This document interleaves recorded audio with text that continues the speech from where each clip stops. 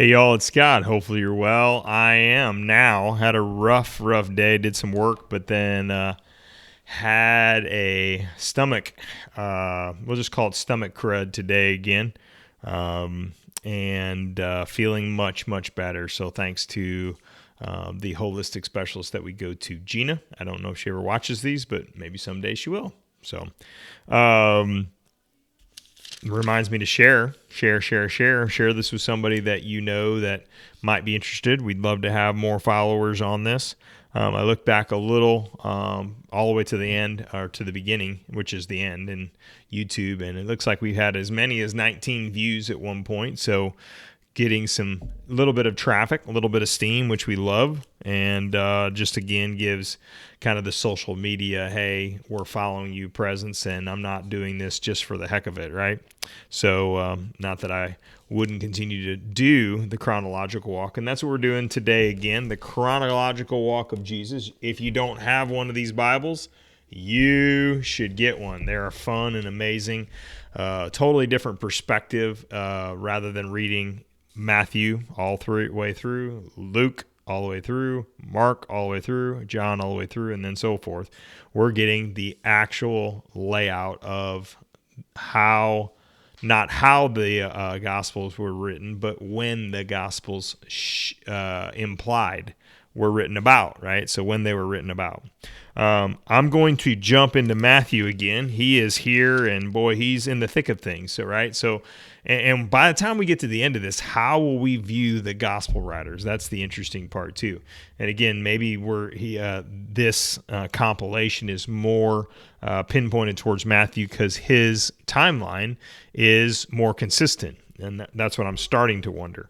We're going to jump into the parables, and the question that we might think about is did he give all these parallels at one point? I was sitting here, and there's 7 or 8 parables.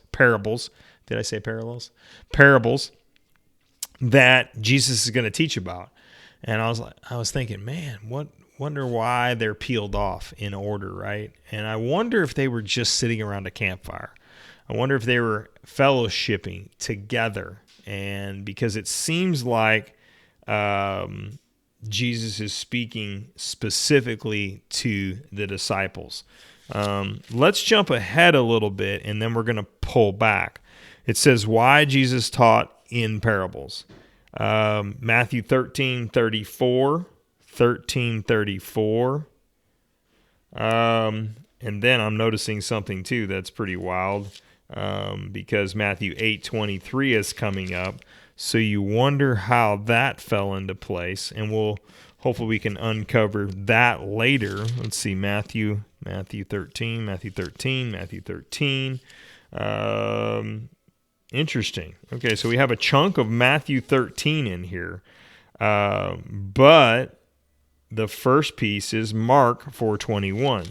So I'm going to give you the explanation of the parables now, and I'll try to give it to you later as well if I think about it. Here's what it says in Matthew 13:34 through 35.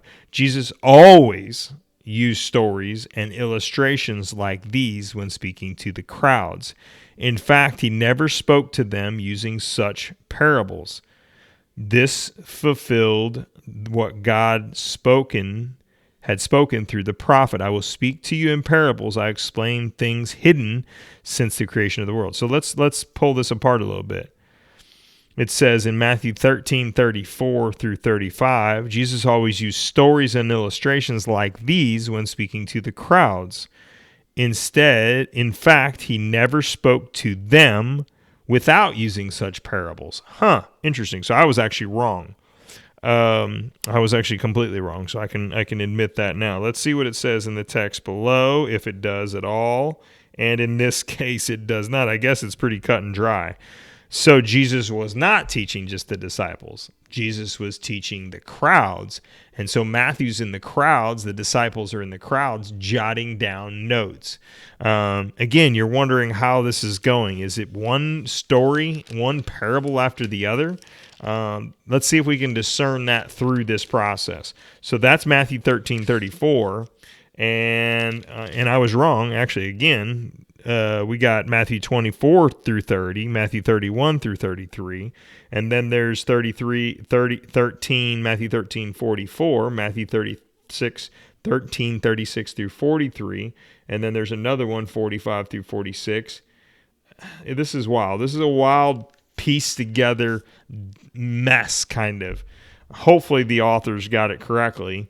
And the first parable that we're going to use is Mark. And actually it could be Mark or Luke. So I'm going to do Luke first because it's shorter, and then we'll see if we need some more explanation from Mark. No one lights a lamp and then covers it with a bowl or hides it under a bed. A lamp is placed on a stand where its light can be seen by all who enter the house. For all that is secret will eventually be brought into the open, and everything that is concealed will be brought into the light and made it known to all. So pay attention to how you hear. To those who listen to my teaching, more understanding will be given. But for those who are not listening, even what they think they understand will be taken away from them. I think Luke seems to give the most specific and kind of not, it's short, right? Short and sweet explanation. And it seems to be in layman's terms. It seems to be keep it simple, stupid for Scott. Keep it simple, Scott, because I oftentimes love how Luke explains things. But let's go back and see, just so we can parallel this one and see how we like Mark. Then Jesus asked them, would anyone light a lamp and then put it under a basket? So it's interesting. Mark remembers it being a question that Jesus asked, and Luke has it as a statement. So isn't that interesting? Would anyone light a lamp and then put it under a basket or under a bed? Of course not. A lamp is placed on a stand where its light will shine. How about, will anybody light a lamp and then put it underneath the bed because it might burn? That would be dumb. For everything that is hidden will eventually be brought into the open, and every secret will be brought in the light. Anyone who with ears to hear should listen and understand. Then he added, pay close attention to what you hear. The closer you listen, the more understanding you will be given, and you will receive even more. So pay attention, more understanding we give, but those who are not listening. See, he even says that. Mark says a little bit more, and more understanding we give, and you will receive even more. To those who are listening to my teaching, more understanding will be given, but to those who are not listening, even what little understanding they have will be taken away from them. So it's really pay close attention. The light under the lamp. How do I view the light under the lamp all the time? For me, it's be a Christian. This may be where we become too Christianese. Myself and a friend of mine, Jamie Brandenburg, who I'm mourning with today. Jamie, salute to you and your family for the loss of your father. Say that today. Who knows if he'll jump in.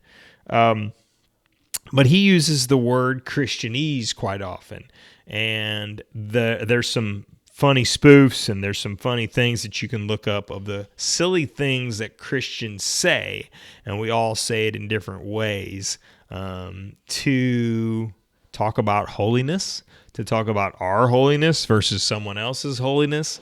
When we say things like, God put this on my heart, it's our way of saying that God is speaking to us. Shelley Richter, you like the whole tap on the shoulder. God tapped me on the shoulder, or God nudged me to give that man $20, right? That's a little Christianese. And to take that away and make fun of ourselves again, I think this is a point where you need to be who you are. You don't need to hide your Jesus, you being a Jesus freak. You don't need to hide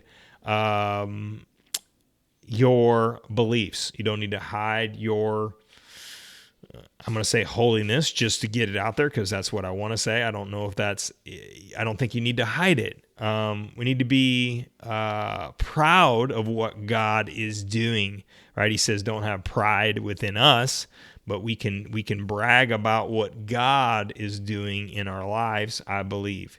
Our testimonies are powerful. What has God done for you? How has he healed your marriage? How has he helped you find a job? How is he providing for your family continuously? How does he provide for your needs?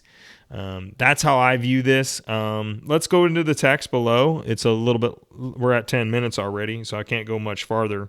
Let's see if it says Mark 4:21. Yep. Many Christians today are hidden from sight, reluctant to be identified as Christians. Such Christians is like a brand new light that never leaves the carton it came in. If a lamp doesn't help people see, it wouldn't be much worse. So yeah, the author agrees. Don't hide in your house. Profess your faith when necessary, when needed, specifically when God tells you to, okay? God bless you. Dios te bendiga. And let's say a prayer for my buddy Jamie and his family.